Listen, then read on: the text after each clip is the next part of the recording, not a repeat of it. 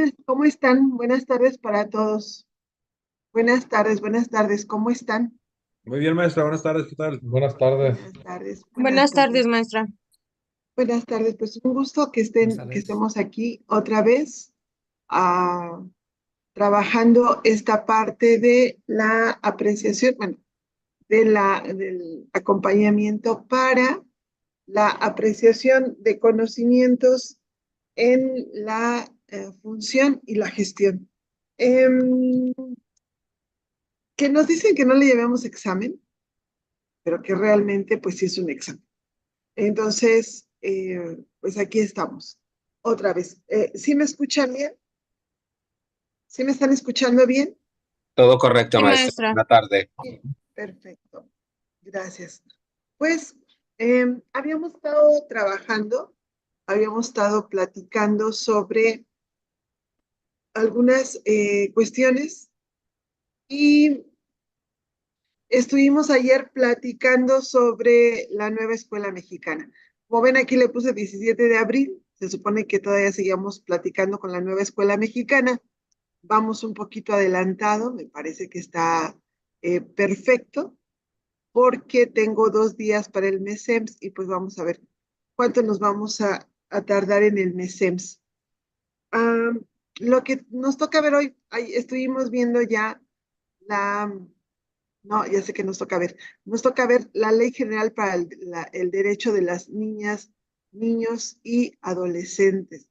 Yo dije, bueno, ¿por qué voy tan adelantada?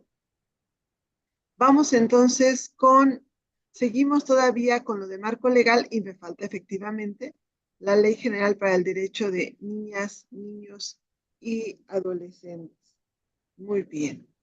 Entonces, esa es la parte en la que estamos. Estaba considerando que por alguna razón me perdí, que ya estábamos con esta cuestión, pero bueno, no, nos está faltando un poquito. Entonces, estamos hablando de la Ley General para las niñas, niños y adolescentes, pero quiero comentarles alguna, quiero comenzar con esta cuestión del interés superior de niñas, niños y adolescentes. Habíamos estado ya, les he pasado ya en WhatsApp, les he estado pasando 3 imágenes. Una se refiere a igualdad sustantiva, otra a interés superior de niñas, niños y adolescentes, y otra se está refiriendo a los ajustes razonables. Interés superior de niñas, niños y adolescentes. Hay un pedagogo, Francesco Tonucci. Él es italiano, ya es una persona de 70 y tantos. Y Francesco propone que los niños deberían ser el centro de muchas cosas. Él también es caricaturista. Como caricaturista, su seudónimo es Frato. Esa caricatura que tengo ahí es de él, de Francesco Tonucci. Eh, y él comenta cosas como que no hay mejor escuela que la que esté cerca, porque los niños podrían ir caminando a su escuela. Y cuando van caminando, van, eh, van comenzando a movilizar muchas cuestiones mentales. Él decía, imagínense un niño que viene durmiendo en su auto, llega a la escuela, le abren la puerta, se va a su salón y se queda ahí todo el tiempo sentado. Ahora, en contraste con un niño que va caminando hacia su escuela, va viendo todo lo que hay a su alrededor, va ejercitándose y llega y entonces ya la perspectiva es diferente. Él piensa que para que las ciudades sean más seguras, los niños deberían estar en la calle. ¿Por qué? Porque él dice que si todos cuidamos a los niños de todos, entonces las calles se volverán más seguras porque todos los estaremos cuidando. Pero hay una frase que a mí me gustó porque hay una persona que seguramente algunos de ustedes conocen o han escuchado hablar de ella, es María Diana Lorena Rubio Navarro. Ella era profesora de educación media superior.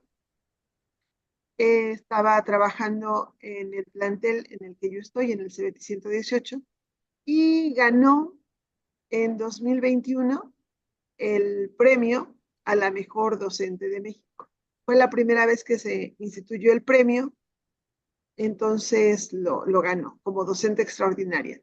Y luego en 2022 concursó para el premio mundial y quedó dentro de los 10 finalistas. Diana es realmente una persona excepcional. Es una docente extraordinaria. Realmente,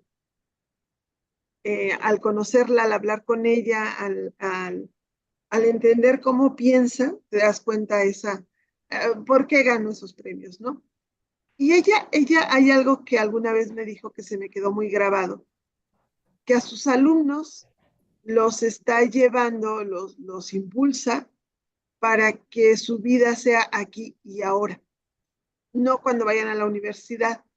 Es decir, digamos, su filosofía de educación, por así decirlo, de Diana, es que sus estudiantes de media superior pueden lograr lo que quieran, pueden comenzar a trabajar en lo que desean sin necesidad de esperarse hasta que estén en la universidad.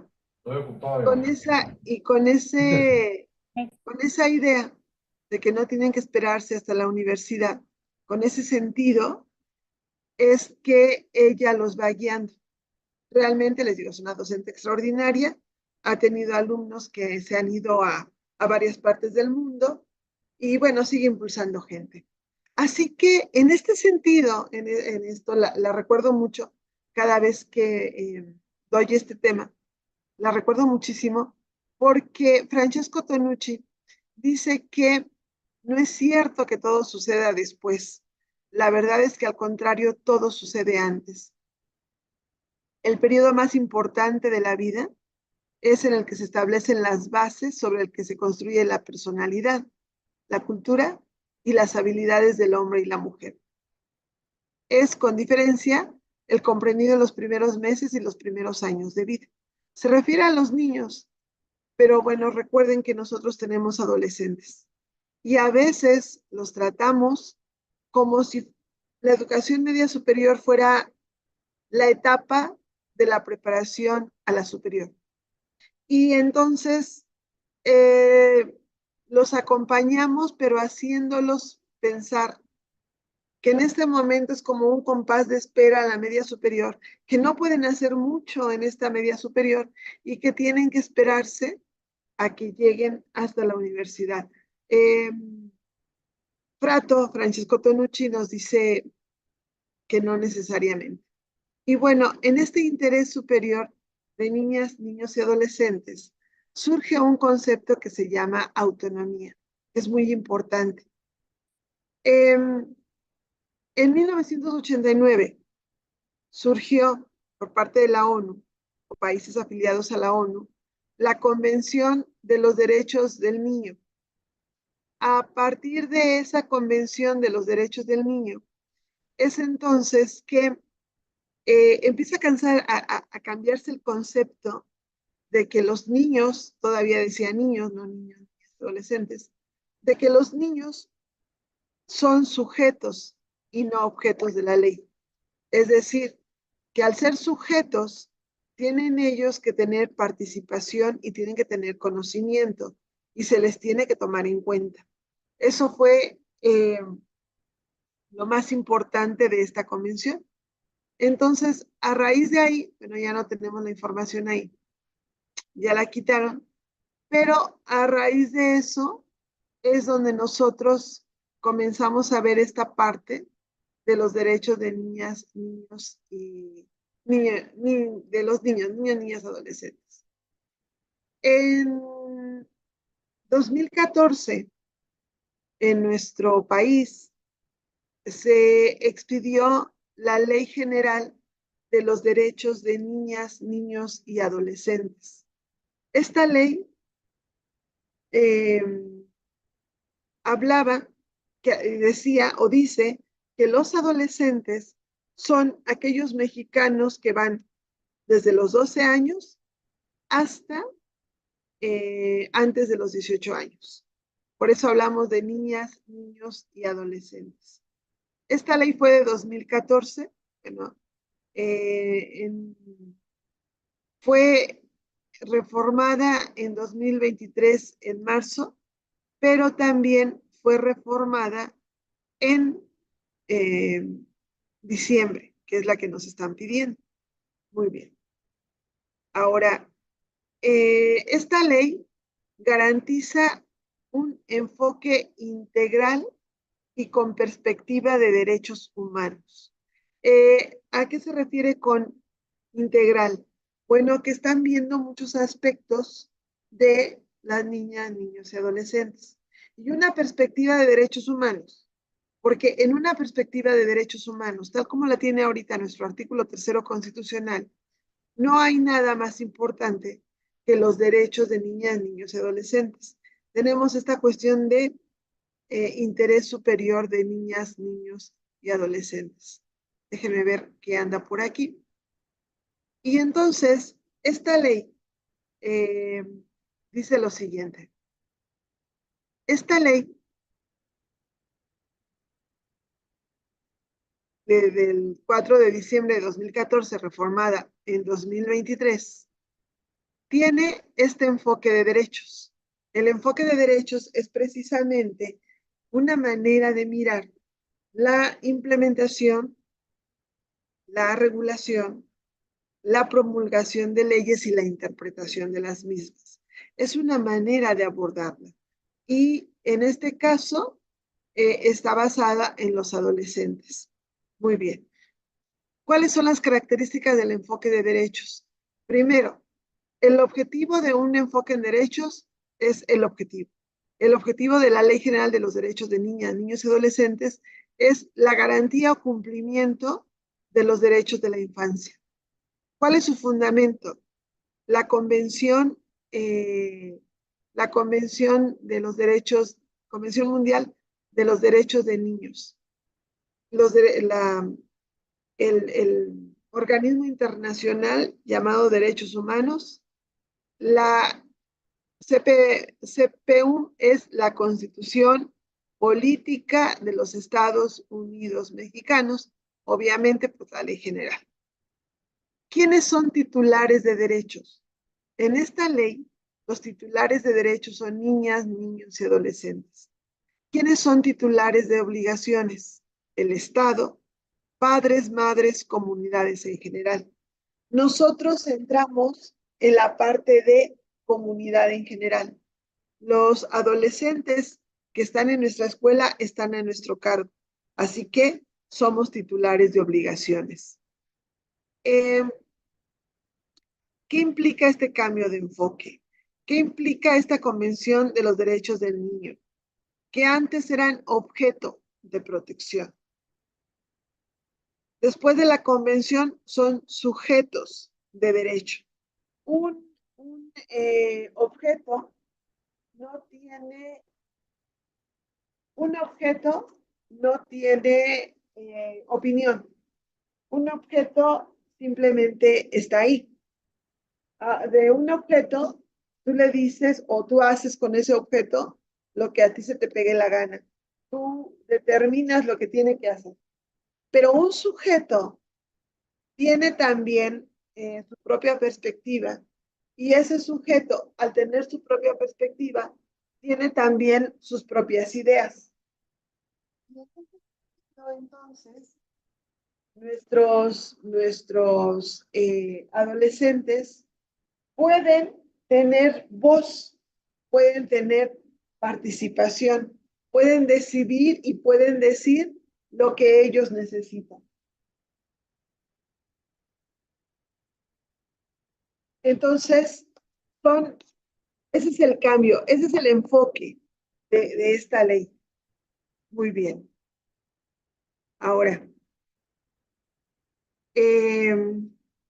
Antes de la convención había un enfoque asistencialista, que en esta parte de que tenían que ser objetos de protección. El enfoque asistencialista que también se maneja para las personas con discapacidad es cuando tú los consideras como humanos que no tienen todas las facultades de ser humano.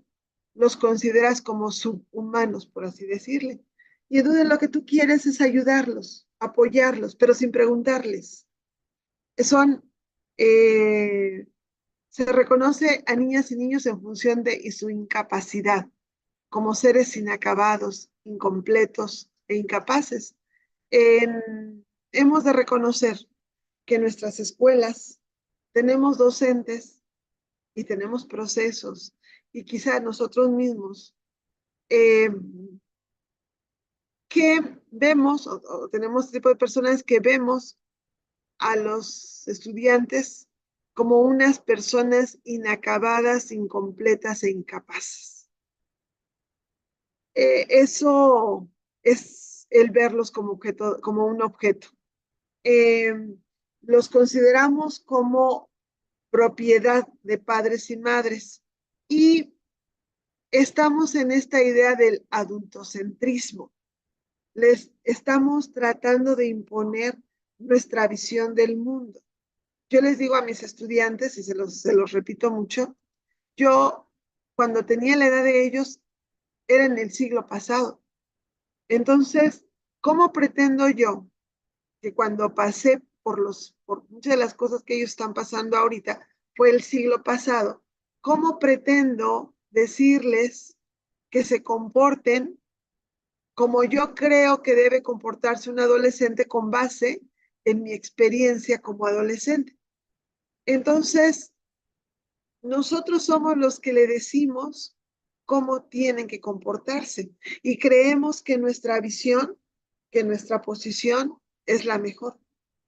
Obviamente tenemos que guiarlos, pero finalmente lo que hace esta convención es tratar de que nosotros entendamos que ellos no son seres inacabados y que también tienen voz.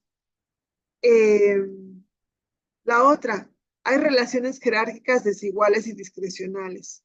Soy tu profesora y te callas. Y la autoridad la tengo yo. Probablemente no tengo la razón, pero tengo la autoridad. Entonces está esta relación. No los vemos como ahorita, lo que yo les decía, sino como en el futuro vas a poder hacer cosas. Cuando en el bachillerato tecnológico, por ejemplo, ya nos hablan de una educación dual que los está tomando como protagonistas de su propia vida, como que los está viendo como que ellos pueden en este momento comenzar a hacer lo que ellos determinan con su vida. Entonces, los vemos como esto. Y bueno, la asistencialista desde la caridad de la buena voluntad. Y el enfoque integral, entonces, ve a la infancia como un enfoque de derechos. Y en ese sujeto de derechos, perdón, en ese sujeto de derechos hay hay una garantía de que nosotros vamos a respetar esos derechos. Y aquí quiero irme un poco al artículo primero constitucional, que bueno, les toca a directores y a supervisores, pero en el artículo primero constitucional, en el párrafo 3, nos dice muy claramente, todas las autoridades en el ámbito de sus competencias tienen la obligación de promover, respetar, proteger y garantizar los derechos humanos de conformidad con los principios de universalidad, interdependencia, indivisibilidad y progresividad. En consecuencia, el Estado deberá prevenir, investigar, sancionar y reparar las violaciones a los derechos humanos en los términos que establezca la ley. Desde la Constitución ya nos están mandatando, que nosotros como autoridad tenemos que velar por esos derechos humanos de nuestros estudiantes. porque recuerden, ellos son titulares de derechos. Y entonces hay una protección integral. Y ya no los vamos a ver como seres inacabados, incompletos e incapaces, sino que ahora los veremos como personas en desarrollo. Son sujetos de derecho. Tienen derecho a una protección especial. ¿Por qué a una protección especial? Porque todavía no son ciudadanos en pleno uso. Y hay que mirar por ellos, porque aún no se pueden defender al 100%. Pero vaya, nos tocan a nosotros los que en nuestras manos se convierten en ciudadanos. Entonces, tenemos que darles esta protección especial, pero también reconocerlos como ciudadanos y protagonistas del presente. Ellos tienen derecho a opinar, participar y ser tomados en cuenta, con todo lo que les afecta. Hablábamos el otro día del reglamento. No los tomamos mucho en cuenta en eso, pero ellos tienen derecho a opinar, participar y ser tomados en cuenta. Y entonces es nuestra obligación el cumplimiento de estos derechos de niñas, niños y adolescentes. Y bueno, aquí está esto que les he compartido, que el interés superior de niñas, niños y adolescentes significa que todas las decisiones que se tomen en relación a ellos debe ir orientada a su bienestar y al pleno ejercicio de sus derechos. A su bienestar y al pleno ejercicio de sus derechos. Eso es el interés superior de niñas, niños y adolescentes. El interés superior implica la supervivencia y el desarrollo. Implica la no discriminación. Implica la participación e implica una autonomía progresiva. ¿Qué significa esta autonomía progresiva? Que entre más grandes sean ellos, mayor autonomía deben ir teniendo. Nosotros tenemos a los últimos, los que están antes de cumplir 18 años. Eso implica que nuestros estudiantes deben tener una autonomía o deben ir teniendo cada vez más respeto a su autonomía, porque cuando salgan en sexto, la mayor parte de ellos, o bueno, muchos de ellos, ya van a ser ciudadanos. Tuvieron que tener esa autonomía. Y bueno, aquí está lo del interés superior. Es un concepto triple. Es el interés superior eh, para que cuando se adopte una decisión sea con el respeto a su bienestar y a sus derechos humanos. La interpretación tiene que ser también con respeto a sus derechos humanos. Y procedemos también de acuerdo a esos derechos humanos y ese bienestar. De manera general, esto es de lo que se trata la Ley General de los Derechos de Niñas, Niños y Adolescentes. En 2013 se reformó, en marzo de 2013, para fomentar la partición de la niñez, la participación y garantizar su interés superior. Eso fue esta ley, 26 de mayo de 2023. Esa fue la que sale. Bueno, ahí está el enlace, la más reciente. Y Convención sobre los Derechos del Niño. esa es la Convención de los Derechos del Niño, los derechos que tenemos a partir de ello.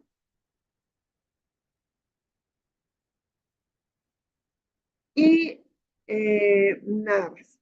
Porque como directivos tenemos que enfocarnos en el interés superior de niñas, niños y adolescentes, porque nos lo está diciendo el artículo 3º constitucional, el artículo 1º constitucional. Solo por eso tenemos que enfocarnos en esta Ley General de los Derechos de Niñas, Niños y Adolescentes. El video que está acá, este video que está aquí, pues bueno, es para ver cuáles son los derechos. Yo creo que sí. Vamos a ver cuáles son los derechos. Convención sobre los derechos del niño. Al ratificar la convención, los estados reconocieron a los niños como sujetos de derechos y asumieron la obligación de aplicar el interés superior del niño en cualquier decisión o medida que los afecte. En leyes, presupuestos, políticas, procesos judiciales y servicios. ¿Y por qué es importante? El interés superior significa tomar la mejor decisión para el niño, niña o adolescente en función del cumplimiento de sus derechos. Por lo tanto, el interés superior es un derecho de los niños, un principio legal, una norma de procedimiento. ¿Cómo puedo aplicar el interés superior si soy legislador? Amparado en la Convención de Derechos del Niño y en la Constitución, usted como legislador debe preguntarse: ¿la propuesta de ley afecta negativamente, limita o contraviene los derechos del niño? ¿Sí afecta? No continúo con el proceso legislativo. ¿No afecta? Continúo con el proceso legislativo. ¿La propuesta de ley considera al niño como sujeto de derechos? Sí. Continúo con el proceso legislativo. No. No continúo con el proceso legislativo. ¿La propuesta de ley hace que otra norma, que sí garantiza derechos, pierda sentido o pierda vigencia? Sí. No continúo con el proceso legislativo. No. Continúo con el proceso legislativo. Busque mecanismos para escuchar e involucrar a los niños en los asuntos que les afectan. Para guiarse, siempre pregúntese: ¿estoy haciendo lo mejor para los niños?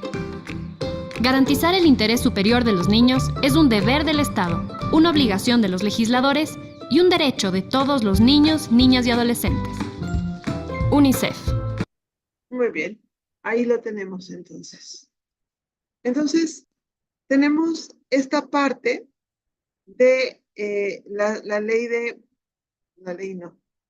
los derechos de, espéreme, ahí está, se me siguió el video. Entonces, lo que tenemos es precisamente esta parte, espero que esa parte le haya quedado un poco clara, de a qué se refiere con los derechos de niñas, niños y adolescentes. Y ahora, si nosotros nos vamos a nuestra guía, nos damos cuenta que lo que nos está pidiendo, aquí está, perdón, están haciendo un poco de líos con esto, es que quiero mostrarles las de ustedes. Aquí está. Nos vamos a nuestra guía, es la de dirección, pero bueno, para la Ley General de los Derechos de Niñas, Niños y Adolescentes, lo que nos está pidiendo es que veamos del artículo 57 y 59. A todos, a jefes de departamento, a subdirectores, a directores y supervisores, nos está pidiendo que veamos los artículos 57 y 59. La Ley General de los Derechos de Niñas, Niños y Adolescentes tiene por objeto reconocer a niñas, niños y adolescentes como titulares de derechos, con capacidad de goce de los mismos, de conformidad con los principios de universalidad. Universalidad implica que todos tienen derecho a esos derechos, por así decirlo. Todos pueden gozar de esos derechos. El de interdependencia significa que todos los derechos están vinculados entre sí. El de indivisibilidad significa que el derecho es todo o es nada. No puedes decir que tiene el 30% del derecho. Tiene que tener todo el derecho. La progresividad quiere decir que se van conquistando derechos y nunca se pierden. Una vez que se conquistó uno, ya no se pierde. Entonces, esa es la ley. En los términos que establece el artículo 1 de la Constitución Política de los Estados Unidos Mexicanos. ¿Y qué dice el artículo 1? Dice que todas las autoridades, en el ámbito de sus competencias, tienen la obligación de promover, respetar, proteger y garantizar los derechos humanos de conformidad con los principios de universalidad, interdependencia, indivisibilidad y progresividad. En consecuencia, el Estado deberá prevenir, investigar, sancionar y reparar las violaciones a los derechos humanos en los términos que establezca la ley. Entonces, ese es el objeto. Ahora, ¿de qué se trata los artículos 57, 58 y 59? Se refieren al capítulo 11 del derecho a la educación. Es importante también leer el artículo 4, que tiene definiciones. Lo que se reformó en 2023 es referente a la cultura de paz. Aquí no está. Acuérdense que les dije que en marzo, no, en mayo dice ahí, de 2023 se reformó para darle mayor participación a niñas, niños y adolescentes. Y luego en diciembre, aquí dice diciembre, sufrió otra reforma, pero esa reforma tuvo que ver con cultura de paz, la resolución no violenta de conflictos. Entonces, tenemos que leer el artículo 4 para ver las definiciones y de los artículos 57 al 59 para ver el derecho a la educación. Yo les puse en la guía algo que dice Ley General de Derechos de Niñas, Niños y Adolescentes para directores. En realidad es exactamente igual para todos. ¿Qué tenemos aquí? Bueno, lo que tenemos es el título primero. Y en el título primero dice cuál es el objeto de esta ley. Muy bien, que es un poco lo que hemos estado viendo ahorita. Luego, el cuarto, que no nos lo piden, pero es importante que en estos términos nosotros entendamos a qué se refieren a estos, algunos de esos conceptos. Por ejemplo, acciones afirmativas. Las acciones afirmativas son de carácter temporal y se refieren están encaminadas para acelerar la igualdad sustantiva entre niñas, niños y adolescentes. ¿Qué es igualdad sustantiva? Es que se tenga el mismo acceso, que tengan las mismas oportunidades a gozar, ejercitar de los derechos fundamentales, de los derechos humanos y de las libertades fundamentales. Eso es la igualdad sustantiva. Poner el piso parejo para todos. Entonces, las acciones afirmativas son las que se hacen de carácter temporal. Esta no nos importa, pero esta sí, ajustes razonables, que también ya les puse una imagen de ajustes razonables. ¿Qué son los ajustes razonables?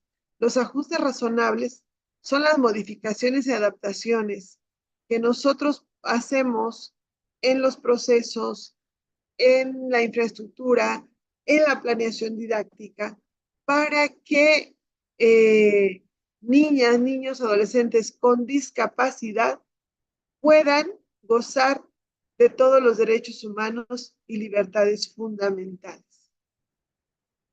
Entonces llevo dos. Acciones afirmativas, ajustes razonables, cultura de paz.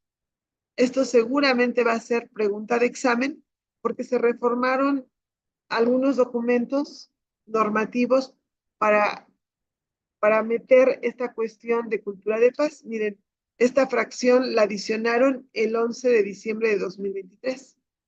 Es conjunto de valores, actitudes, tradiciones, comportamientos y estilos de vida que rechazan la violencia y previenen los conflictos a través del diálogo y la negociación entre las personas, los grupos y las naciones. Diseño universal, otro concepto.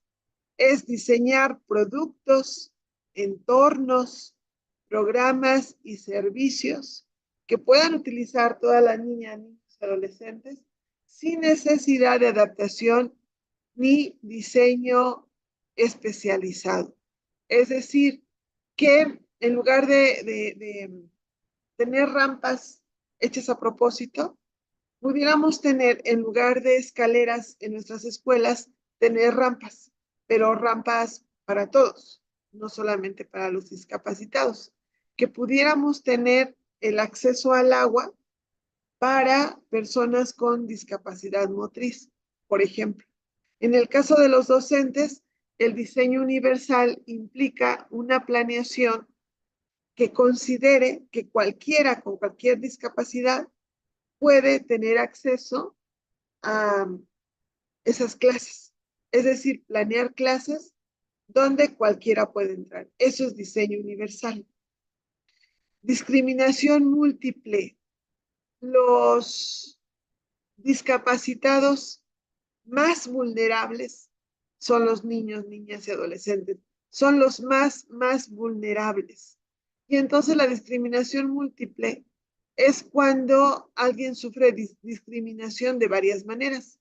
Por ejemplo, una niña discapacitada sufre discriminación. Está la discriminación por ser mujer. Está la discriminación por su poca edad, por ser niña. Más aparte la discriminación por la discapacidad. Si aparte de eso le aunamos que sea pobre, pues ya tiene una cuarta discriminación. Eso es discriminación múltiple. Igualdad sustantiva, que ya se los he repetido hasta el cansancio. El acceso al mismo trato y oportunidades para el reconocimiento, goce o ejercicio de los derechos humanos y las libertades fundamentales.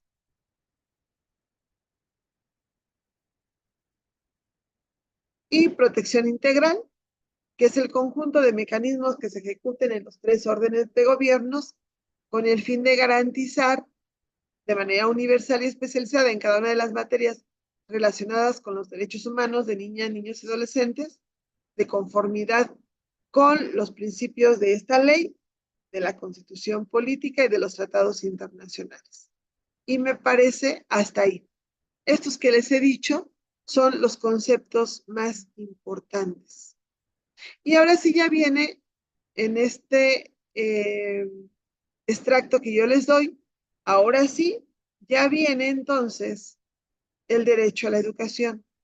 El artículo 57 está concordante con el artículo 3º constitucional, donde nos dice que niñas, niños y adolescentes tienen derecho a una educación de calidad que contribuya al conocimiento de sus propios derechos y basada en un enfoque de derechos humanos y de igualdad sustantiva que garantice el respeto a la dignidad humana, el desarrollo armónico de sus potencialidades y personalidad y fortalezca el respeto a los derechos humanos y a las libertades fundamentales en los términos del artículo 3º constitucional, la Ley General de Educación y demás disposiciones.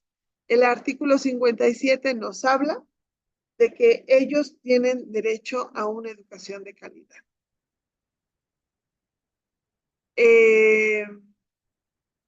Dice aquí, esto nos importa, que las autoridades federales en el ámbito de sus respectivas competencias garantizarán la consecución de una educación de calidad y la igualdad sustantiva en el acceso y permanencia de la misma, para lo cual deberán proporcionar la atención educativa de acuerdo a su edad, madurez y circunstancias, adoptar medidas hacia el pleno ejercicio del derecho a la educación, medidas para garantizar la gratuidad, la educación pública y que no haya discriminación, condiciones para fortalecer la calidad, destinar recursos humanos para este fin, adaptar el sistema educativo a las condiciones, intereses y contextos específicos de niñas, niños y adolescentes para garantizar su permanencia en el sistema educativo.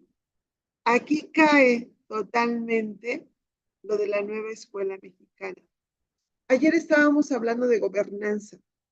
Ayer estábamos hablando de que la nueva escuela mexicana nos pide que se forme a los estudiantes, en el caso de media superior, se formen a los estudiantes para que puedan incidir en transformaciones sociales.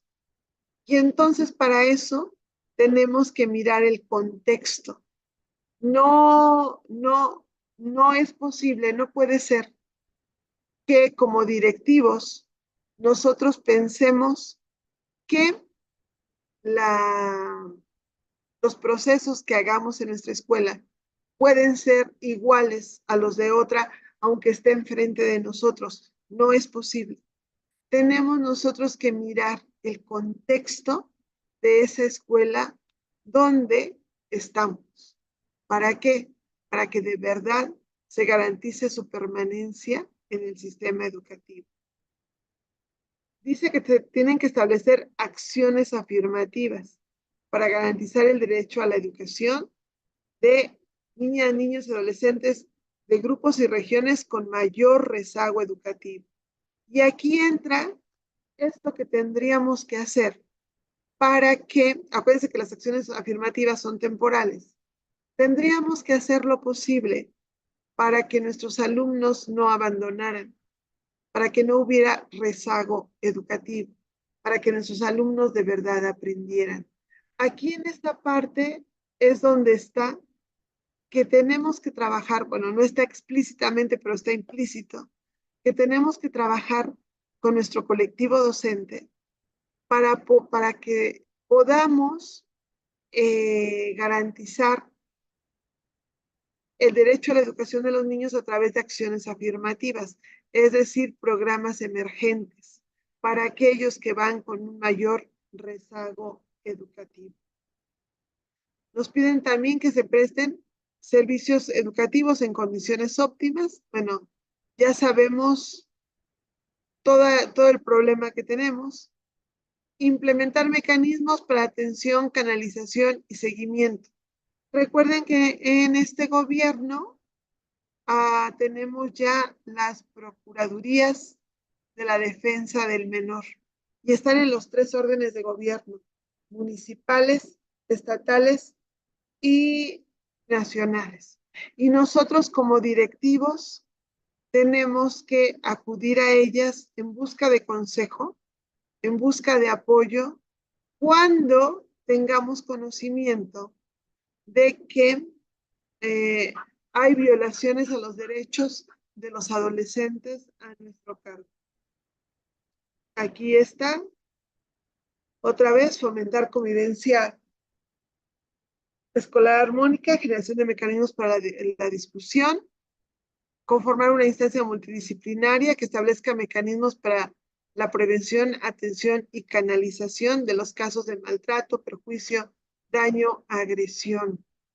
De pronto a nuestras escuelas llegan estudiantes que han sido agredidos. Entonces, o que los agredimos dentro de la escuela. Tenemos entonces que acudir a las instancias correspondientes. Es necesario que ustedes como directivos, especialmente directoras y directores, tengan bien presente los protocolos de seguridad escolar, pero también tengan bien presente cuáles son los mecanismos de actuación cuando se presenta un abuso o una violación a los derechos de nuestros adolescentes. Muy bien. Aquí está otro. Contribuir a garantizar la permanencia y conclusión a través de la educación obligatoria. Luego, el 58, era el 57, bueno, era 57, 58, la educación tendrá los siguientes fines, que estos fines ya los hemos visto en el artículo 3º constitucional y en la Ley General de Educación. Ahí está. Vean, orientar a niñas, niños y adolescentes respecto a la formación profesional, las oportunidades de empleo y las posibilidades de carrera. Esto entra en el artículo 58, por ejemplo. Y luego, el artículo 59 dice que, sin perjurio a lo dispuesto en otras disposiciones aplicables, las autoridades competentes llevarán a cabo las acciones necesarias para propiciar las condiciones idóneas para crear un ambiente libre de violencia en las instituciones educativas, en el que se fomente la convivencia armónica y el desarrollo integral de niñas, niños y adolescentes, incluyendo la creación de mecanismos de mediación permanentes donde participen quienes ejerzan la patria potestad o tutela, es decir, los padres y madres de familia. Entonces, tenemos nosotros que hacer las condiciones necesarias para propiciar eso. Y precisamente, y eso está aquí en nuestra guía, esta es, permítanme porque tengo varias guías abiertas, tenemos nosotros hacia el final un documento que se llama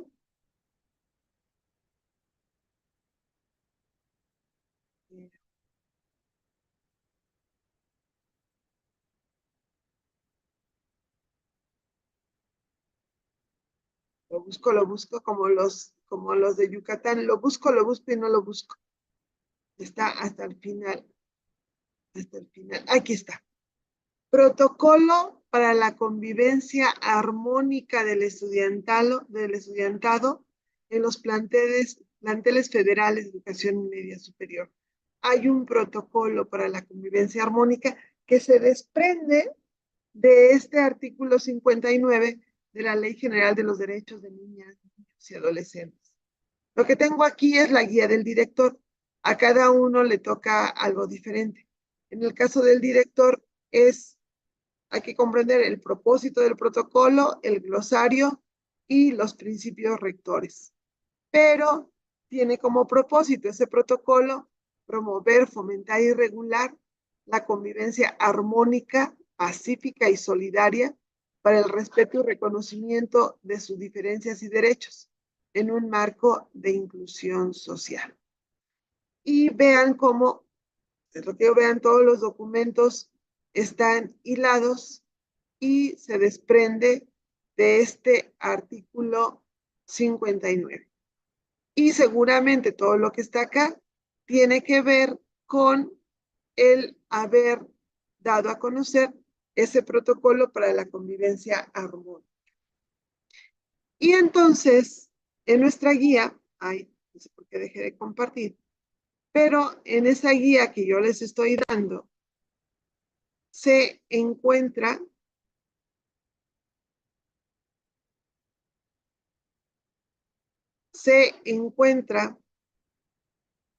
en la Ley General de los Derechos de Niñas, Niños y Adolescentes, se está encontrando,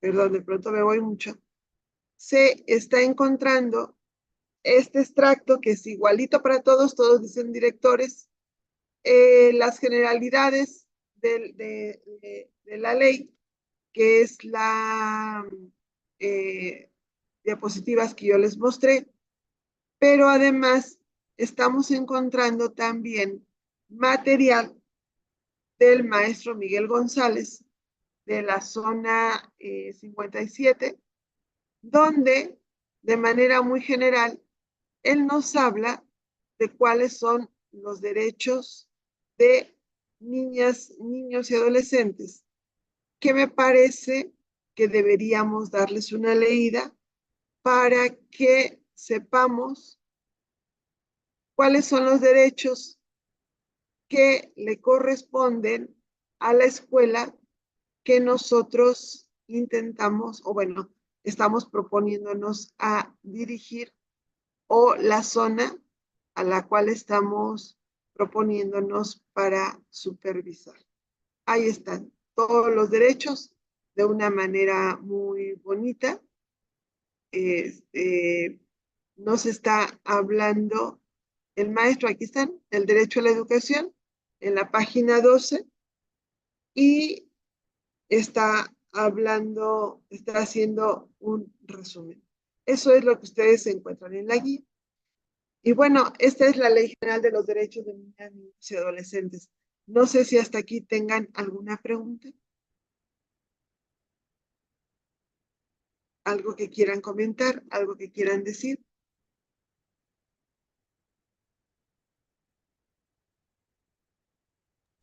No, muy claro, maestro, en mi caso. Gracias, maestro. Algo que quieran comentar. Bueno, yo sí les comento. Ayer, hoy y mañana, nada más nos vamos a ver de 7 a 8, pero ya después, a partir del viernes, ya tendríamos todo, tendríamos ya el horario habitual. ¿No tengan alguna pregunta, algún comentario? ¿Quedó claro? Sí, Marco, dígame. Buenas noches, maestra, gracias. Sí, pues nada más como eh, una duda sobre el examen. Pues lo que estamos comentando, vendrían alguna especie de casos donde nosotros tendríamos que decidir eh, la respuesta, pero en base como a nuestra experiencia, con lo que está comentando de lo que ha sucedido. Me acuerdo yo cuando el examen de admisión había una sección de de preguntas un poco más como abiertas. Por ejemplo, ¿qué harías tú si llegas al salón y dos alumnos están peleando y venían respuestas? Pueden venir algún tipo de preguntas así y qué nos serviría, en qué nos podemos apoyar, porque bueno, las leyes ahí están, pero como que involucra más como experiencia o sentido común. Ahí como, ¿qué nos recomendaría para responder correctamente esas preguntas si es que vienen? Sí van a venir. Va a venir, es que nos van a venir dos. No, son tres niveles. Es un nivel de comprensión, un nivel de interpretación y el último nivel que es el nivel de análisis. En el nivel de análisis es donde vienen los casos y sí nos van a venir. Nos van a venir preguntas muy simples como las definiciones. Probablemente nos vengan preguntas también un poco más complicadas que pidan que tengamos un poco más de conocimiento de lo que estamos hablando. Y van a venir las de análisis, es cierto, es comprensión, análisis, que son la segunda, y aplicación. Y las del nivel de aplicación son estas que se llaman casos. A partir del viernes les van a empezar a aparecer los examencitos para que ustedes comiencen a responderlos. Y en esos examencitos que les voy a comenzar a poner, van a venir algunos ejemplos de cómo les podrían estar preguntando estos casos. Y sí pueden venir, en este caso de la Ley General de los Derechos de Niñas, Niños y Adolescentes, estamos siendo muy claros en esta cuestión de las acciones afirmativas, en que debemos hacer todo lo posible para este derecho a la educación.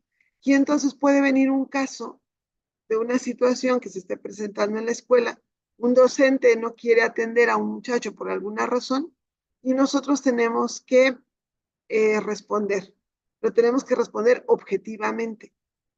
La objetividad es un principio también del código de conducta de los trabajadores de la SEP. Debemos ser objetivos, es decir, tenemos que actuar con el marco normativo, ¿no?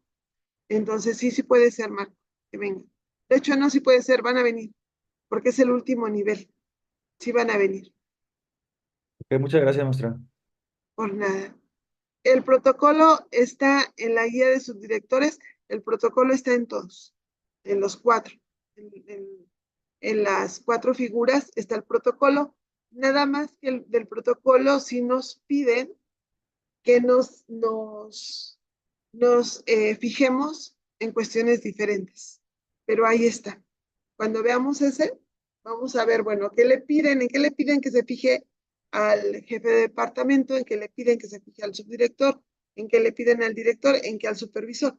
Por ejemplo, a los docentes les piden, es lo que tengo muy claro ahorita, les piden que se fijen en los derechos y deberes de niñas, niños y adolescentes, bueno, de los adolescentes, pero también que se fije en las obligaciones y deberes del personal docente y el personal directivo. Cada uno de ustedes en su guía tiene ya el extracto. Aquí está. Este es de dirección y es de los últimos. Entonces, aquí está. El protocolo para la convivencia armónica. A los directores les piden que se fijen del 10 al 18. Aquí les digo de qué se trata. Y aquí el extracto del protocolo para la convivencia armónica. Ahí está. A lo mejor les puse todo, pero esto es de lo que se tiene que fijar el director, la directora. Pero sí, ahí está. Entonces, ¿les tengan preguntas? Bueno, si no tienen más preguntas, entonces nos estaríamos viendo mañana. Voy a terminar la grabación en YouTube.